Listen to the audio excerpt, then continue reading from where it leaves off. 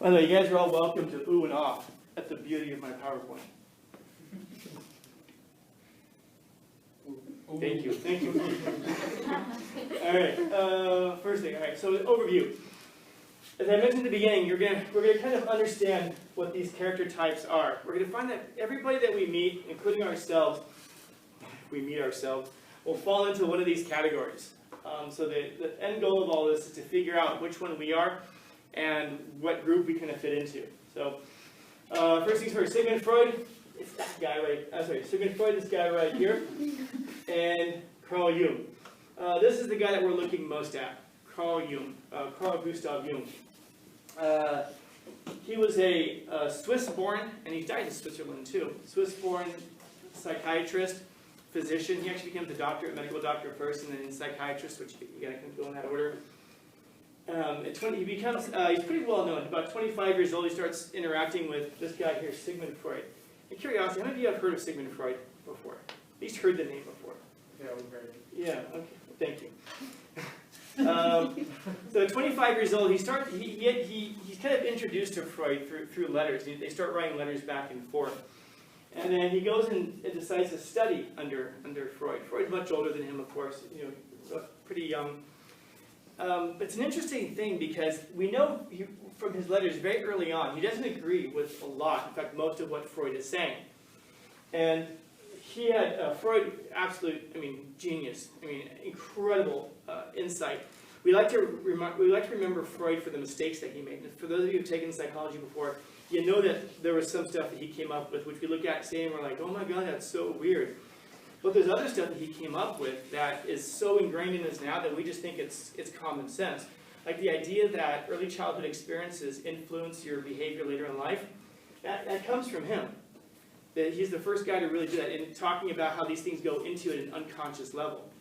And then today we look at that and we're like, well, yeah, duh. Well, it wasn't duh before Freud. And keep in mind, this was less than 100 years ago that he was doing this work.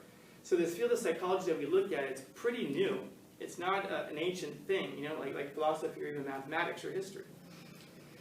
So Jung is kind of introduced to Freud, and he decides to go and study under Freud. And it's an interesting kind of arrangement because we know that he disagrees with a lot of what Freud is saying. And yet he says, I can learn something from the old man because he was the pioneer of this subject.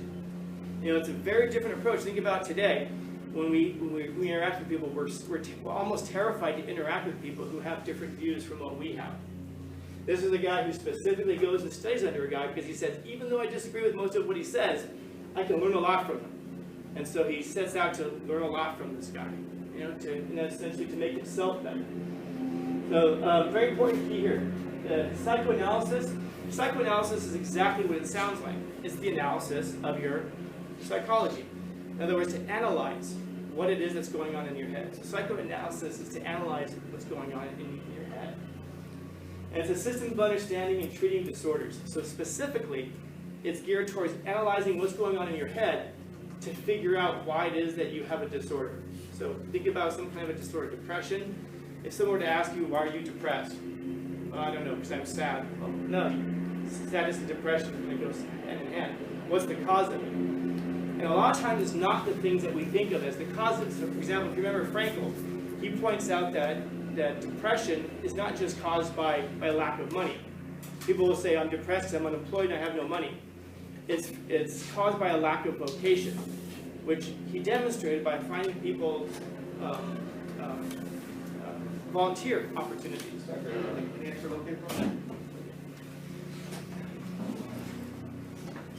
He goes and finds people vocation. In other words, he gets them volunteer gigs. People don't get any money out of this, but what they do get out of it is purpose and meaning, which means that suddenly their life now has a direction. So their depression was cured. Their hunger was just the same. Their poor living conditions were just the same. But by having meaning and purpose, they now had a way to overcome that depression. So what was the real cause of the depression? It was a lack of meaning and purpose. And so psychoanalysis is that, to analyze the psychology, to find out why we're thinking things that we're thinking, and specifically so that we can overcome neuroses. This is just a quick chart to kind of demonstrate there are a lot of differences between Jung and Freud. Freud is best known for his psychoanalytical psychology, and Jung is mostly analytical psychology. They have very different approaches to the unconscious mind. Freud is very much an atheist and a materialist, which means that he thinks that the world is just matter. It's just material. So in other words, whatever you can touch, taste, smell, hear, the five senses, that's what the physical, that's what the universe is. There's nothing with regard to like a mind or a spirit or a soul. Everything is just material. So that means that if that's true, everything has material causes. If it's not true, we'll see. So for him, everything is about the physical world, and therefore he thinks of us as being part of the animal kingdom. And as part of the animal kingdom, our drives and desires are the same as any animal that's out there.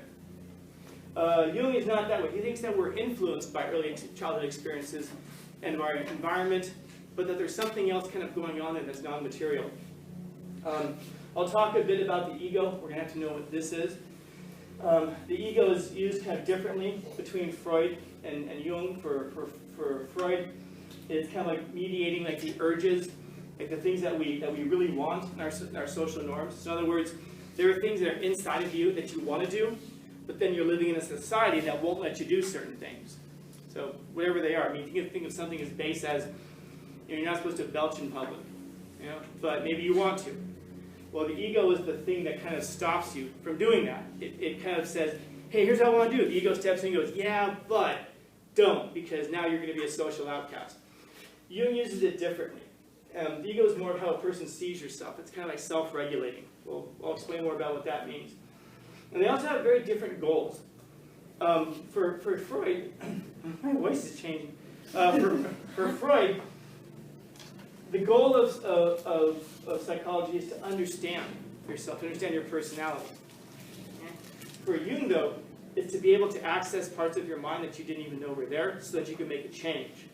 So for one of them, it's just understanding. What's more understanding for Freud? And for Jung, it's so that we can actually change things. Remember, because Freud thinks that we're just material, we're just matter, there isn't so much an opportunity to change. You just are what you are. For Jung, there are parts of us that can change. In fact, there are large parts of us that can change. So understanding is important, but the goal there is to motivate some kind of action, to get us to be different from what we presently are. The big difference is parapsychology. In other words, the paranormal. Ghosts, spirits, soul, mind, these kind of non-physical things that we think of. Freud doesn't believe in them. Freud says, nope, it's all material. Jung is like, nah, man, there's something there that's going on there. There's a spirit, there's a soul. Not necessarily in the religious sense that we think of it, but he thinks there's absolutely something non-material that's going on with humans. There's an idea called dualism, which is used a bit differently. But it's the idea that you're two things. You're a body and you're a soul. Or your body and your spirit. Or even if you're a body and you're a mind. You are these two things. We're going to see a lot of that after this stuff. We're going to get to Socrates. And Socrates, the allegory that he gave me, talks quite a bit about this. In fact, that's the whole purpose of it.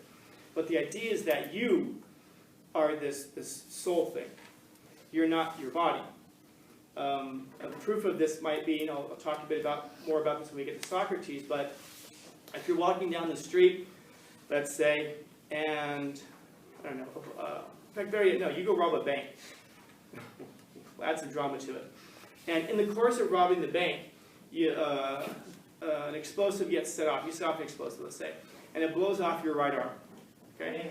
Yeah, and because of that, you're staring at now the lack of a limb, and then the police arrest you. And you go into court, and the judge asks, how do you plead? And you say, not guilty. And the prosecutor's like, how could you plead not guilty? We have a video of you. You dropped your driver's license at the scene. When you were at the scene, you kept saying your name over and over again. We know it's you. And you're like, nah, but look at the video footage. That guy's got 2 arms. I got 1 arm. That's a different dude. How many of us on that jury go, you're right, bro. Or, now you lose 2 arms. Or you lose 2 legs now. At what point do you start losing body parts that you are no longer you?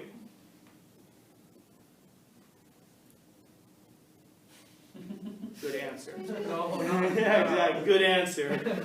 There is no part that we would finally sit there and go, well, that guy who had 2 arms and 2 legs, murdered a bunch of people, but you got no arms, so we're going to let you go because you're obviously not that person. No, we understand intuitively that you are not your body, that there's a you that is something that's distinct from your body. And this is the idea that there's such a thing as like a mind or a soul or a spirit, and that's the real you. The important thing is that is distinct from a body. That's distinct from your physicality. And so think of it like you're driving your car. Are you your car? No. If you crash the car, what do? You get out of the car and you walk away, hopefully. The idea is that think of your spirit that way, think of your soul that way, think of your mind that way. You are the thing that gets out of the car. Your body is the car itself. So Jung believes in this. And then where it is that we get these kind of traumas from, Freud believes it's from childhood trauma. Jung thinks it's something much deeper, called the collective unconscious. And that's, again, going to be a key point for what we're going to look at today. Collective unconscious. Okay.